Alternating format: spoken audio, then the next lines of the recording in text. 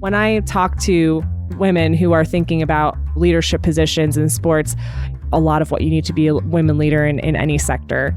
You need hard work, you need empathy, you need good relationships, you need to be a kind person, honestly. And you need to just be in tune with your why and your priorities. That was Sarah Myer, Chief of Staff of the Indiana Sports Corporation, talking about how she and her nonprofit organization secure and implement world-class sporting events in the Hoosier State. And this is IBJ's The Freedom Forum with Angela B. Freeman. Sarah, thanks so much for coming on the Freedom Forum. As you know, 2024 has been a phenomenal year for Indianapolis's huge sports, culture, and entertainment events. And I've been speaking with executives responsible for Indiana's major sports organizations and corporations all year. However, in the spirit of diversity, what this show is all about, I'm excited to have this conversation with you today. But before we get started, will you tell our listeners a bit about you, your educational and professional background, and any other factors that have led to you becoming the Chief of Staff at the Indiana Sports Corporation? Thanks for having me, Angela. I actually come from Cleveland, so was born and raised in Cleveland, Ohio, and went to Butler University. So that's what brought me to Indianapolis. I either wanted to major in music or journalism. And after about 2 weeks being at Butler, I realized that was a fun high school thing, but this is not going to be a career in music. So I quickly went to journalism with a public relations concentration. And so I have always had music and sports in my background. So while I was here, one of the great things about studying in Indianapolis is the opportunities with so many teams and organizations. So I interned for the Pacers. I did video work for the Indians, thought I might want to do video production, and worked for radio stations. So was promoting lots of concerts and events. So was really starting to see this love around events and being a part of what was making the city alive. And so as I was graduating from Butler, I had a couple of friends that I had worked with at the radio station that had just gotten jobs at Nouveau News Weekly, which was the weekly newspaper in town. I know that's dating myself a little bit, but weekly newspaper that just told you where to go, what to do, a lot of great information about Indianapolis. And so that's how I really got to know the city and really wanted to throw myself into serving the city and being a part of it. Butler is a wonderful, wonderful college. But when I was there, it was kind of a bubble. So I didn't really get outside of the Butler community and really wanted to push myself, get out of my comfort zone, meet other people. So I volunteered. I got really involved. And one of the places I volunteered for was the Indianapolis Symphony. So while I was volunteering there, the head of marketing said, "Hey, there's a position open. You should go for it." And in 2011, I started at the Indianapolis Symphony and pretty quickly was moved up to head the entire marketing department. They went through a lot of financial troubles at one time. So I learned a lot about nonprofit management and what it took to really look at your budget, look at what you were doing and the decisions you were making, the hard decisions you were making in nonprofit management. And also was really fulfilling my purpose in working around events and bringing events to the community. The Symphony Orchestra, I don't think people realize they do more than 200 concerts per year. And so that's everything in Hilbert Circle Theater, out at Symphony on the Prairie, but so many different concerts. So you're really having to manage a lot at once. And so I loved that job. It was really, really great. About 6 years into that job, I was accepted into the Stanley K. Lacey Leadership Program with Leadership Indianapolis. And it was perfect timing. I actually had thought about applying a year or two before, but I didn't think the timing was right. And then as I was really feeling this like gut feeling that I needed to do something different, I decided, hey, I'll apply and see what happens. And for those of you who don't know about SKL, it really dives deep into Indianapolis. Kind of like you can know the surface level stuff, but these are all the things that go on behind the scenes. And all of your classmates are from different backgrounds. And they do that purposefully. So you can start to think about how can we all work together to make things better in our city. And so as I was doing that, a classmate of mine had just gotten a job at Indiana Sports Corp. And about a year later, she called me and said, hey, there's an opening. And I remember I interviewed, I didn't know how they would react to the arts girl going for the sports job. But it was amazing because Ryan Vaughn, the CEO at the time, I brought that up to him. I was very honest. I was like, hey, arts are my background. Obviously, I love sports, but this is what what I've been doing for this long. And he said, oh, no. We're a community organization. We just happen to use sports to impact. And I said, okay, well, I could get on board with this. Right. I also sat down with him and said, how are your finances? And he was like, we're good. Because I was like, I need to know all the information here.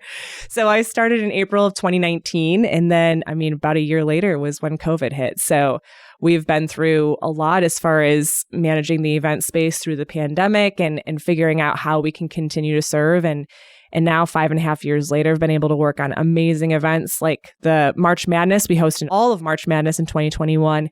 And then probably my most favorite event to work on was most recently the 2024 Olympic swimming trials. So I was able to be event director on that. So it's been a wild ride. And it just also, like you talk about figuring out what your why is. My why has been to give back, to really contribute to something bigger than myself. And I feel like I'm able to do that for Indianapolis through this job. I just have to ask you, because I'm a proud SKL 43 class. So what class was you? 42. Oh, so you were literally the year before us. Okay, yeah. Awesome. Okay, awesome. That's good to know. SKL is unquestionably one of the most phenomenal executive leadership programs in this city. So certainly for our listeners, if you haven't had the opportunity to apply and attend, it is phenomenal. So it is surprising you mentioned that. And that's the first time someone has mentioned SKL on this show. And I'm surprised at that. So thank you for that. So I mentioned at the beginning that this is a bit of a diverse show for us because normally we hardly ever focus on nonprofits. And that's kind of been purposeful, but you can hardly talk about sports in this city without bringing in Indiana Sports Corp. I appreciate that one cannot fully understand the major influences in bringing sports organizations or sports events to Indianapolis without including Indiana Sports Corp, who's responsible for so many of the memorable past sporting events in the city. You mentioned March Madness, but going back to the Super Bowl in 2012, NCAA Men's Basketball Championship in 2021, and even the NBA All-Stars earlier this year, including March Madness. I want to understand the reason why I had you on is because I personally want to understand the role that Indiana Sports Corp plays in the process of bidding, securing, and hosting these major sports events that Indianapolis is increasingly becoming known for executing in an exceptional manner. Yeah, and it's so funny, Angela. When I started the job too, I did not fully understand the whole bid process. It is a huge learning experience, and it also speaks to how special the makeup and collaboration of Indianapolis is to get these events. So just so people know, Indiana Sports Corp, we impact community through major sporting events. Now, when you think about the Pacers or the Colts or even the Indy 500, those are Indy-owned events. So Sports Corp, we support those, we promote those, but those aren't actually Indiana Sports Corp events. These are events that we have to compete with other cities to host. So we actually go through a competitive bid process. So what rights holders will do, and we call them rights holders, so those will be the NCAA, USA Swimming, the NFL. They will put you through a bid process where they'll put out a request for proposals, which includes all of the specs of what they would need for their event. So really, honestly, the first step is, do we have the hotel rooms? Which is funny, but for a city like Indianapolis, where we are very successful at hosting conventions too, we always have to check that. A really good example, when we were in 2022, we were in the bid process for all men's Final Fours between the years of 2027 and 2031. Well, we went to look at the hotels, and in 2030, the firefighters convention has all the hotels. So that took the Final Four out completely. So you don't think about some of those things happening. So when you see more of these hotels going up and things like that, it's honestly because we're running out of room for some of these things. And we don't ever want to be in a position to say no to people. So you go through a bid process, and they're different for everyone. The NFL, actually, they will invite you to put an intent to bid. And so right now we've actually put in an intent to bid on the NFL draft for future years. And then they decide if you're ready to move forward. So, which is kind of nice actually, because you're not doing a ton of work and then you never really had a fighting chance. The NCAA, and I'll use the Final Fours as my example, they will put out their request for proposals cities will put in their initial bid. So you're putting in how many hotels you have, what your airport can do, what your venue specs are. Hey, we can host this at the convention center and we can host the music fest at this location. And then you put in all your community programs. So how would you take it to the next level? What would you do with marketing and PR? So it's just this really big, it's like a group project. It's a group project between Visit Indy, Downtown Indy, Lucas Oil State, whatever your venue is. And then the NCAA will then pick their top cities that they want to advance in the bid process. And then they'll do site visits. So they'll come out to the cities and say, hey, we just want to make sure what you put in that bid is actually true. So they'll go to the hotels, they'll go to the venues, and then you have to show them a good time. So take them to some great restaurants, show them the cultural districts that you have. And then the last part of that bid process is a 45-minute presentation to their committee, and that's it. So it's pretty wild. That usually lasts a year. Some of the bid processes are much shorter. Some of them are very long. We bid on the Big Ten football championship games 2025 through 2028. We started that bid process in July of 23, and we didn't find out until this summer. So we submitted it and we were waiting for a little while, but it's because they have a lot of decisions to make. They have a lot of things to consider and a lot of stakeholders to talk to and be a part of the process. So it's wild. And people ask me, what have you been hearing from events that you haven't won? Honestly, knock on wood, we haven't lost a lot of events recently. And I think that speaks to the reputation we have. I think that the thing is, a lot of these, I should probably mention too, these events cost money. So there's a lot of these other cities who are Las Vegas who are throwing dollars at these rights holders to try to secure the events. But what Indianapolis can bring is so unique. I mean, when an event comes here, and I mean, we just saw it with Taylor Swift. I know it's not a sports event, but the city embraces it. I mean, it happened with swim trials even. The city embraces it. It is the main thing to do. Everyone knows about it. You've got an incredible airport that's 20 minutes from your downtown. You've got a compact downtown where your fans can come and they can easily get around. And it's just a great place to have an event. People are nice here. They want to take care of you. They want to make sure you have a good experience. So I love the fact that we not only do we have an amazing sports year, but even with the eclipse and with Taylor Swift, we continue to show people how we're a great host city. So it definitely helps because we were the first sports commission ever created. So we were the first people really to have this idea of, okay, how do we impact community through events? Well, now there's more than 350 sports commissions in the country. So it is competitive for these events. It's really, really hard to get these events. So I say that because a lot of people who are new to Indy, they probably don't realize how much work went into getting some of these things. I mean, the Super Bowl bid, I mean, that was wild when we got the 2012 bid. And they had the idea, the bid was like a binder. It was a physical binder. And each NFL owner got a copy. And so typically you would just ship those out. Well, they got grade school kids, 8th graders, who would be seniors in high school when we hosted in 2012, to fly to each city with their parents in the jersey of that NFL team and hand deliver the bid. Who else is doing that? I know. Who else does that? So it's just, I love hearing it. And hearing stories like that, honestly, keeps our team inspired to keep being creative, because you could rest and be like, well, we did the swimming trial. Like, we just put pools in a stadium. What more do you want? But I think we're always thinking about, like, we have to make sure that we don't rest and say that was enough. I think even the planning going into WNBA All-Star right now, it's making sure that, okay, we have definitely a shorter time frame to plan, but we've got to make this the best ever. It's always, we've got to make it the best ever. No pressure. No pressure. Yeah, exactly.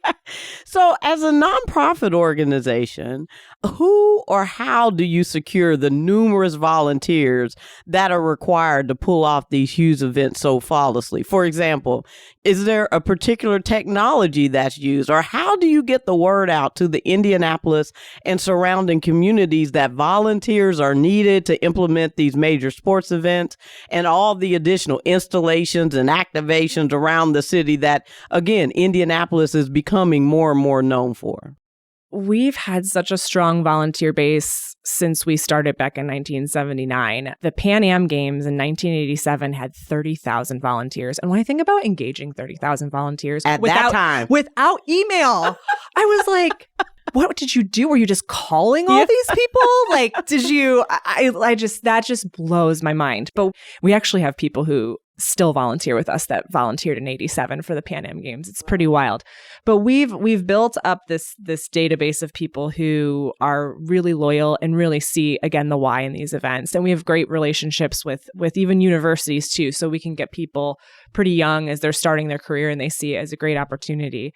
I think COVID definitely changed the volunteer landscape. And I think it made us all realize we've got to be better and we've got to be more intentional about how we secure volunteers. And I think what's hard about managing volunteers is, especially for a nonprofit organization, is you're trying to manage all the logistics of getting these people information and making sure you have all the right shifts filled and all the logistical things.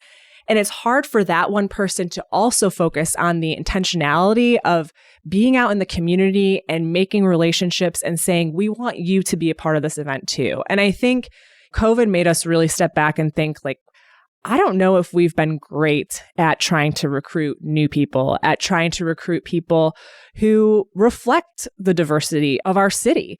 And, when people are visiting too, they want to see other people. We might have people visiting that speak other languages. Like, we have to realize all of these things that go into recruiting a great set of volunteers. And so we actually revamped our staffing model, and we now have an engagement team.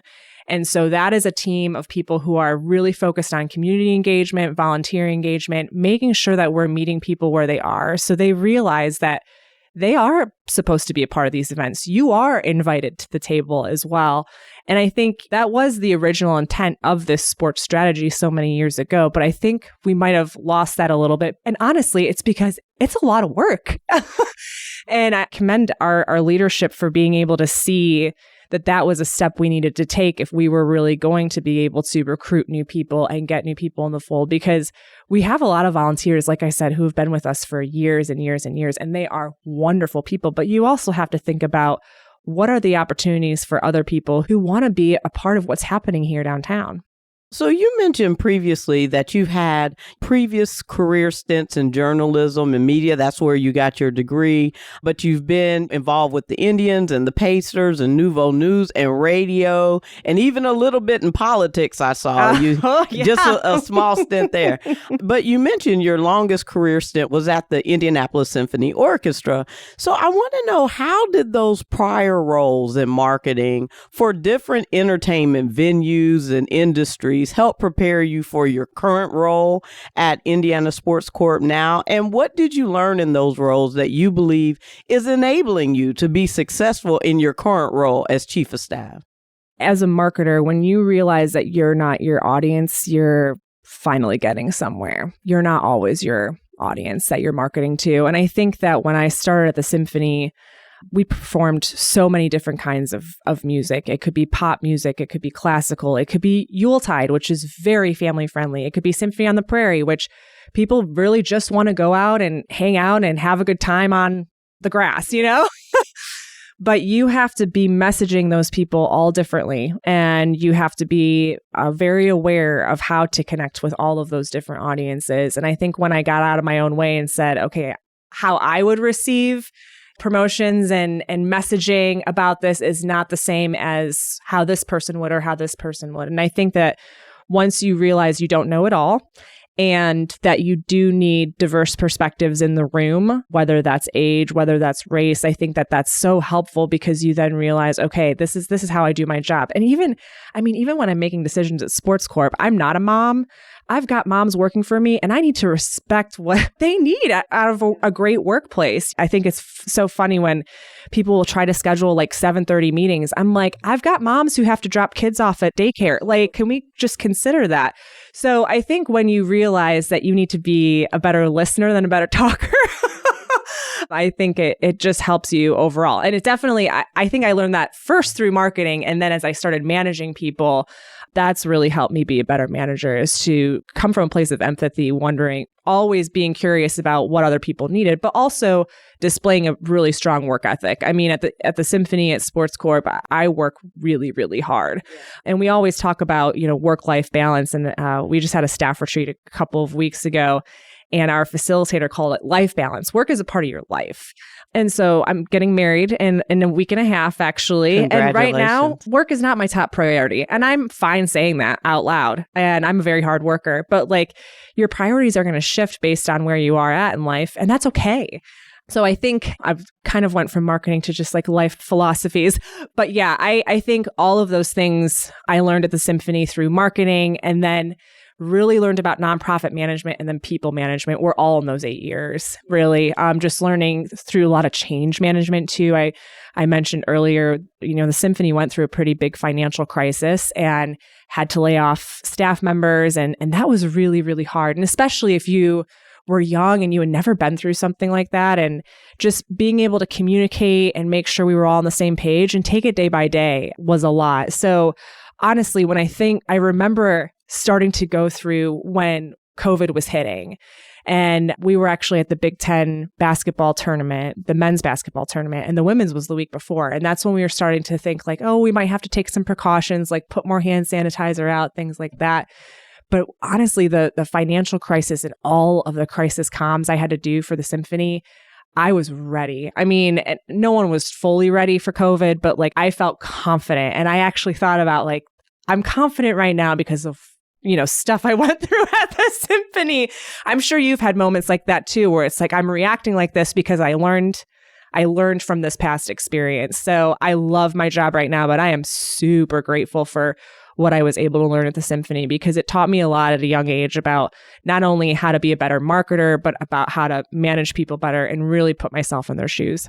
Absolutely. I mean, that's the beauty of diverse experiences and opportunities, is that ideally you get an opportunity to glean and rely on those experiences to make you a better leader, a better manager, etc., particularly when you're managing people, which is the most important thing. So I admittedly have no clue what running a nonprofit organization tasked with implementing world-class sporting events entails. Fully admit that. However, I do have extensive experience with organizing nonprofit events that are reliant on volunteer participation and implementation. And because of that, I can also thoroughly appreciate that there's a specific type of leadership that is required to rally a group of volunteers to complete great feats when they're not employees getting paid to do the job, right?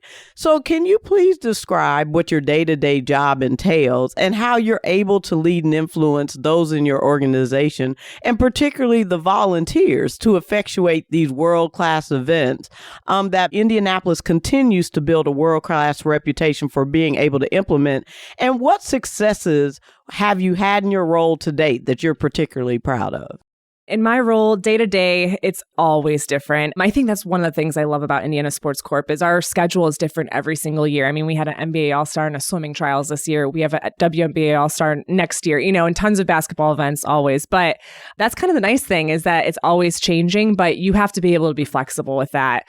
So my day to day is really making sure our staff is supported, our president's supported, that we're doing the right things out in the community. I'm checking in with people all of the time, making sure our staff is doing well, and then really thinking strategically. So this chief of staff and strategy role that I have now is a new role for Indiana Sports Corp. And I'm sure a lot of people can resonate with this, but we tend to go from event to event to event and really have a hard time taking a step back to see what can we do differently, what can we do more efficiently. So this role is really also helping to do that. So can we take a step back and think about how we execute on this event, or what technology are we not utilizing that could actually save us time? I think the whole world of AI could be definitely another podcast, but like trying to explore those things to make sure that we tout ourselves as the best sports commission in the country. What does that mean?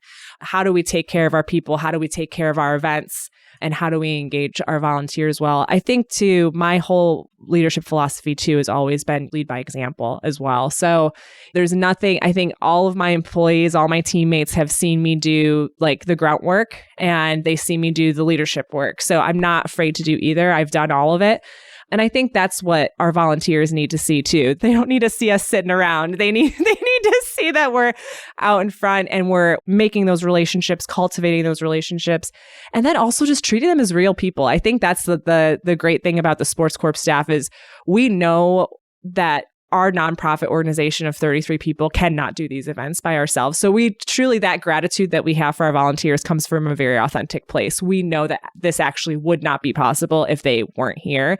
So I think expressing that gratitude, making sure they feel seen, asking them about their own lives and really getting to know them, I think that's huge. But we've also acknowledged that sometimes we're not even great about doing that with our own staff. So I think also acknowledging that you're never perfect and the things that you can work on, I think is really, really crucial as a leader. I remember my early years at the symphony. It was very important for me to be right all the time. It seemed like I always had the answers. And then when you realize, like, not only do I not have the answers, but it really makes me look like a jerk. Yeah. So I think when you acknowledge, like, I don't have the answers and you realize that you have to lean on your teammates and even lean on the volunteers. Volunteers have great ideas. I tell this story often. The Eiffel Tower that we put on Georgia Street, that was not a Sports Corp staff idea. That was a volunteer's idea. She was on our local organizing committee. She had relationships that helped make it work. And I mean, that's the great thing about what we do and specifically around Indianapolis. So I think always encouraging people to share their voice, use their voice too, I think is huge. People did that for me early on, and I've tried to carry that through. And again, not just with our staff members, but with our volunteers. I appreciate that you basically are recognizing that the best leaders actually listen to their team and are open to ideas and don't have to be the one with all the answers to everything. And I think we're learning more and more as we study leadership styles that those are the leaders who don't have their team follow them, because if you know everything, why do you need me, right? Exactly. I mean, what are we doing here? Now it's time for a break.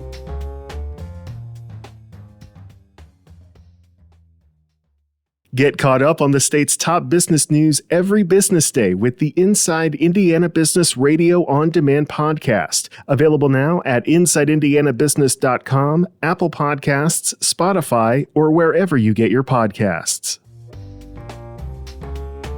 We're back with Sarah Myer, Chief of Staff of the Indiana Sports Corporation, on this 40th episode of the Freedom Forum with Angela B. Freeman.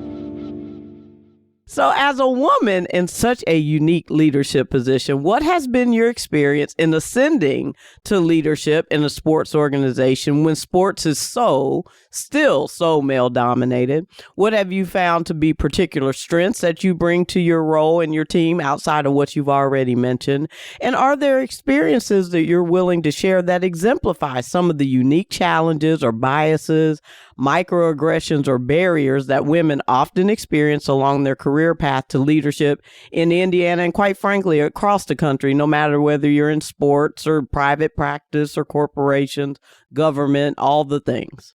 Oh my gosh. I will say, being a woman in a male-dominated industry, I will say it's getting less male-dominated. Yeah. So that is the nice thing. And I think that especially in Indianapolis here, we do have male leaders who have been able to give females a seat at the table, which is fantastic. However, I was actually talking about this with Mel Raines at Pacers Sports Entertainment, and we were talking about this, and we also acknowledge that women just have to play the game. We have to figure out what the game is, and we got to play it.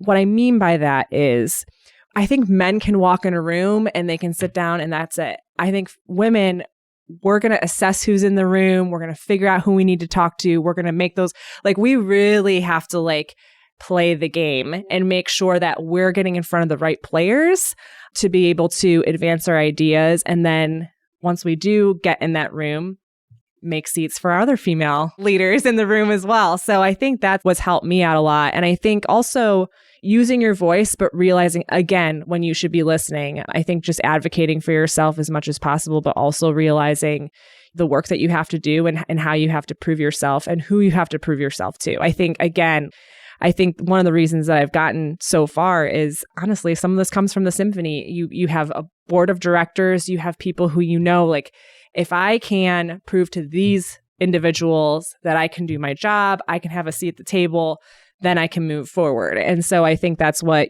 very early on when I started at Sports Corp, that was 2019. And so we were planning the college football playoff championship, the Final Four in 21, and the NBA All-Star. And those were my first people I needed to meet and the first people I needed to gain their trust. Like, you just have to know who to get in front of and how, and also be authentic about it, though. I think that's the other thing is I truly wanted to know these people's stories. I wanted to know their backgrounds. I wanted to see what they expected out of Sports Corp. So having those conversations, and again, I keep going back to this is what makes Indianapolis great, but it is. I mean, you could reach out to those people and make those relationships. So it's still a lot of learning, though. And it's a lot of, I think, finding mentors too, finding female mentors, because there are females in this industry who've been doing this for a long time and have been setting the stage and continue to do this really important work. So going to them for advice, Julie Rolash at the Horizon League, I mentioned Mel Raines. I mean, these are females who are continuing to move the ball forward with what we're doing. And so also letting them know, always here to support you. And it goes back and forth. So I think that's really, really important, is not just mentorship, but mentoring up as well. So yeah, I think it's been very interesting, though. You also have to realize and kind of acknowledge those moments when you are falling into the female, I put in quotes, female role. Be aware of when you're walking into a room and you're sitting at a table and it's you and maybe one other female. Be aware that you're going to maybe have to act a little differently, talk a little, figure out how to have your voice. I very early on in my career, I was at a board meeting and it was 5 males and me, and that was it. And I swear they dominated the conversation. I couldn't get a word in. And finally I was like, Sarah, you just got to do it. And it's finding that bravery to do it. But once you do it, you can start practicing how you can have a voice in those rooms. I've also noticed, and I still do it sometimes, I will offer to take notes for meetings all of the time. All the time. And I'm like, I don't need to take notes for every meeting, but it is so that female, I'll take care of everything. Let me go. Can I get you a drink? Things like that. And it's you don't always have to do that. You can also maybe assign it to someone else, but it's just interesting the things that you don't even realize you're doing sometimes. And I didn't even acknowledge that until I read an article about, being a female in the workplace. And I was like, man, I do some of those things a lot just because I feel like that's what we've kind of been conditioned to do. And so breaking those and making sure that you acknowledge that's happening. Yeah, I appreciate that. I tell people all the time, I mean, you talk about being in the boardroom where you're the only female. That's my life as a former scientist and now a lawyer, not just being the only woman, but certainly only woman of color, all the things. And I tell my mentees all the time, look, if you've got a seat at the table, if you're blessed enough to have a seat at the table, use the seat at the table. If you're the only one, then be the only one in the room. They're going to watch you and look at you anyway. So give them something to look at, be in your excellence, be your best, and let them know, and that doesn't mean to be domineering or overly, but you're in that room for a particular reason. And when they leave your presence, they should leave well, she was impressive. That was interesting, or I learned something new, all those things. So I want to ask you, you mentioned being authentic, and you mentioned as well, one of the beauties that I think is why I call Indianapolis home. I love this city is because not being from here, I've been able to navigate and integrate into the community by literally being authentically curious, asking people where they are, what the role is, how they got there. And a lot of that's just because I'm not from here. So I truly don't know, I don't even know the people that I should be, rubbing shoulders with. So I'm genuinely here learning and getting to know folks. And I think that is a wonderful way to be authentic. People love to talk about themselves, their experiences, their backgrounds, etc. So I am a proponent of authenticity. If people who know me would tell you I don't know how to be anything else. But I also appreciate that authenticity comes with transparency, right? Comes with vulnerability. And so I'd like to know your thoughts on how necessary is transparency, authenticity in order to truly effectuate an inclusive culture that advances real goals toward employee fairness, equity, belonging, all the things? And how have you personally navigated your own authenticity as a woman in leadership ranks of a sports organization or organization that does sports in a way that also allows your employees and volunteers and all the people that you manage and lead an opportunity to have that same freedom and feel valued by your organization? It comes down to being vulnerable and being open about, again, we talked about this a little bit, but acknowledging when you don't know something, but also acknowledging when you're wrong. I think acknowledging when you're wrong, apologizing when you know you should apologize, doing it in person, I will say too. I've learned a lot that there are times when you need to take that conversation off of email and you have to go have a conversation. And so I think there have been times where I've had to acknowledge I got something wrong and I said, I can't do this over email. I've got to do it in person. So I think they're sometimes a little surprised by it too. Like, oh my gosh, she said, not only did she say she was wrong, but she's sorry and we're going to figure out a solution. And I think that builds trust too. And it builds that trust between teammates that, okay, like if she could acknowledge that, maybe I'm okay. I'm okay if I mess up. We'll learn from it. We'll move forward. And it's always a work in progress too. You always have to keep working on that. I think the other thing, we're really talking about a lot at Sports Corp is not only doing the work of, like, we just did an employee survey, honestly, about DEIB in the workplace. And a lot of the things that we heard were, it's great that you guys do these surveys. It's great that you listen to our feedback, but where does it go from there? So I think really following up, like, this is our follow through. This is our commitment. Even if the commitment is, we don't know yet, but we are focused on finding a solution, that's okay. But at least hearing that this is being worked on, hearing the follow up, knowing that the things that your teammates are saying are valid, I think that's just a huge part of leadership. So I think that that's been a big thing that we've been really trying to do a lot more of at Sports Corp. We're growing right now, so we're adding more people too. And so I think that it's really important to get these things right, but also acknowledge that it's a work in progress. Like, you're not going to, I talked about our volunteer program and recruiting more diverse volunteers. I can't tell you that tomorrow we'll have a 25% jump. And these things take time. And again, being authentic takes time, but it's important work. So I think that when you can acknowledge that, I think that's huge. And then honestly,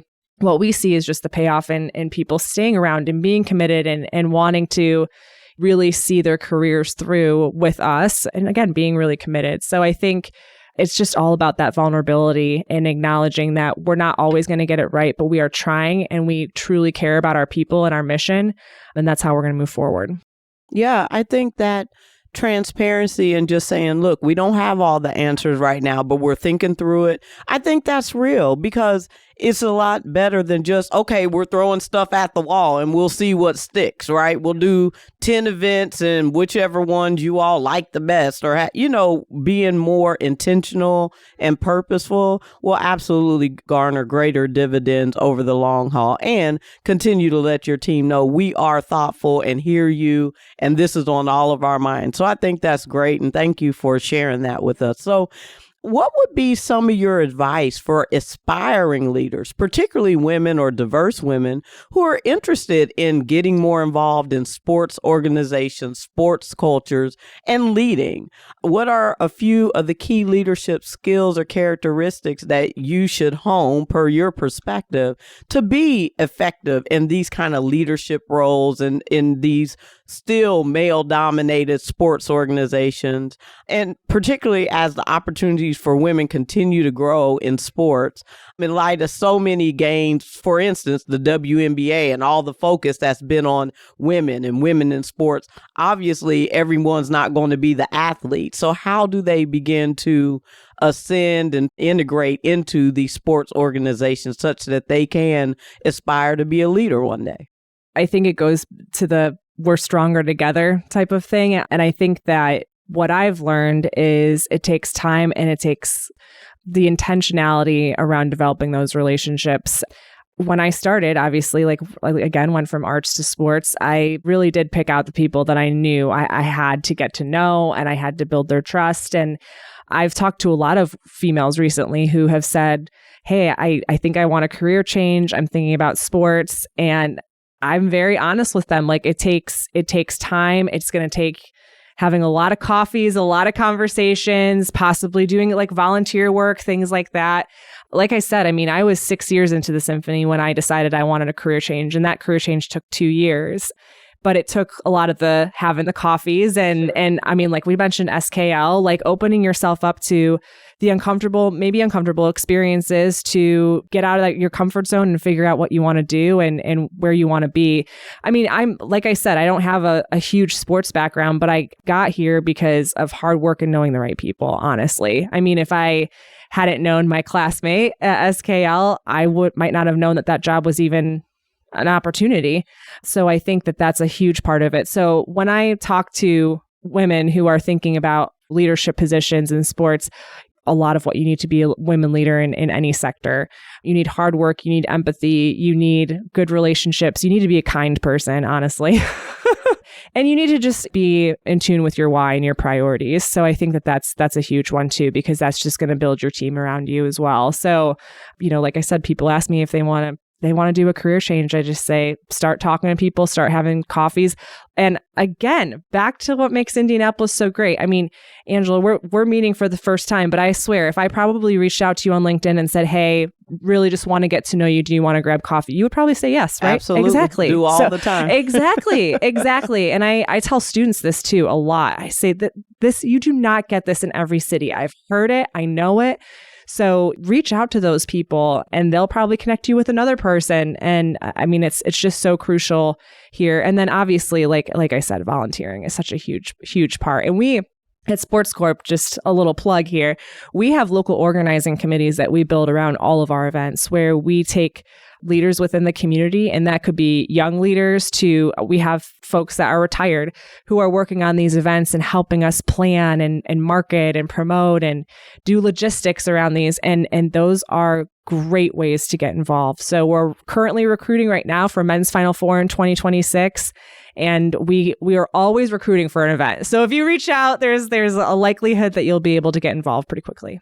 I appreciate you encouraging the coffees and the conversations, because when I was making the transition from science to law, I spent 1.5 years doing just that, speaking to every lawyer that I could talk to that could tell me, what does this new life look like? What does law school require? What does the career require? Because I knew nothing about it. And Indianapolis is truly that city that you meet one person and they'll say, okay, you need to call such and tell them I sent you, and such actually picks up your call and says, oh, Sarah told you to come. Okay, well, let's go have lunch. And it truly happens like that. And if nothing else, it allows you, to authentically meet just people in the community. Everyone's not going to be your next promotion or your next job opportunity, but it does allow them to get to know who you are, such that when those opportunities come about, the person in SKL can say, I know exactly the perfect person for that role. She was in my SKL class, and I'm at least going to mention it to her. And that's a lot of how Indianapolis runs and works. And I do think it is one of the very special things that makes this city who it truly is. And I think that absolutely helps you all be able to do what you do when you're trying to recruit thousands of volunteers to pull off a major event. So as Indiana continues to get the opportunity to host more and more sporting events and events of all tenure, such as the WNBA All-Stars that's coming up next year, and you mentioned the Men's Final Four in 2026, what's on the horizon for the growth or expansion of Indiana Sports Corp? What is the pinnacle sports event that Indianapolis Sports Corp has in their purview? In other words, is there the light on the hill that you're like, oh, if we could just get that event? And I'm particularly talking about, is there any opportunity in the future that Indianapolis may be a host city for the Olympic Games? That seems to me like the pretty big shining star. So when we were created back in the late 70s, the sports strategy was around 3 pillars, and that was events, sports organization, and sports venues. So 45 years later, we've been doing a pretty great job at those 3 things. And so now we actually did research a couple of years ago that lasted about a year, talked to over 100 stakeholders throughout the country about Indiana Sports Corp and what the sports strategy looks like in the future for the state of Indiana. And we developed a 2050 vision. And the vision is to be the global epicenter of sports. So that's a pretty big vision. But I would say back in the late 70s, that was a big vision too, to, be the sports capital of the country. So what those pillars now that we're seeing are events still and business leadership. We think that's a huge opportunity to continue. The NCAA has been here for 25 years. USA Gymnastics, USA Track and Field, they're headquartered here. So what other sports organizations can we get to be here to make it a sports ecosystem? But then sports tech, sports academia, we're talking about, how can we be the place to study sports if you want to get into it? Going back to tech too, that's a booming business. So trying to figure out how we get sports tech companies to move to Indiana. And then women's sports is the fifth pillar. So really talking about this growth of women's sports, even before Caitlin Clark was here, obviously she helped a ton. But what does that look like, not only for women playing sports, but for women in leadership roles, like we talked about. So I think and again, that's a statewide vision, and that's not just Sports Corp. That's how do we get everyone moving towards this vision over the next 25 years. So we're thinking a lot about that, which is really exciting because it's again, we have to evolve. We're not the only city in the country doing this anymore. We have to figure out how do we differentiate ourselves and continue to use sport to really convene and elevate what our state is all about.